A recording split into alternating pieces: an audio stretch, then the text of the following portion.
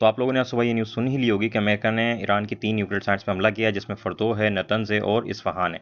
अब इस 3 साइट पे हमला किया, उसके बाद डोनाल्ड ट्रंप ने ये ट्वीट की। उसके बाद डोनाल्ड ट्रंप ने एक और ट्वीट की जिसमें उसने ये कहा कि अगर any retaliation by Iran against the United States of America will be met with the force, यानी कि अगर किसी भी किस्म का रिटेलिएशन की गई ईरान की तरफ से तो ताकत का जवाब ताकत से दिया जाएगा। अब इन्होंने ये न्यूज़ दी है। अब मैं आपको बता दूं कि ईरान के पास अगले पॉसिबल स्टेप्स क्या हो सकते हैं जो कि ईरान नेक्स्ट करेगा, तो उसके बारे में बात करते हैं। मैं आपको बता दूं ये जगह तो सब जानते ही होंगे, ये है स्ट्रेट ऑफ हर्मोस।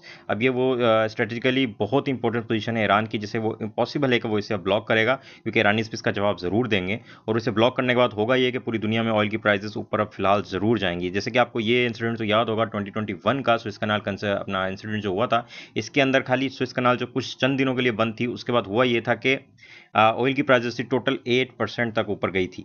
ठीक है, अब ये जो हमला था ये तो ज़ाहिर है सब एक्सपेक्ट कर ही रहे थे, लेकिन इतनी जल्दी एक्सपेक्ट नहीं कर रहे थे, क्योंकि डोनाल्ड ट्रंप की तरफ से कहा गया था कि हम फिलहाल जो हमले को 15 दिन के लिए मौखर कर रहे हैं, लेकिन उन्होंने किया ये कि उन्होंने हमला कर दिया। जैसे कि पहले भी कहा गया था कि हम नेगोशिएशन कर रहे हैं न्यूक्लियर पे, लेकिन हुआ ये कि उन्होंने कहा कि हमने आपको 60 दिन का टाइम दिया था और 61वें दिन भी हमला कर दिया, क्योंकि इजराइल था वो पिछले 2 महीने से उसे कहा जा रहा था ईरान से, अपना अमेरिका से, कि अब हमला कर दें, हमला कर दें, हमला कर दें, क्योंकि वो तो चाहता ही ये पूरी दुनिया का अमन खराब करना चाहता है।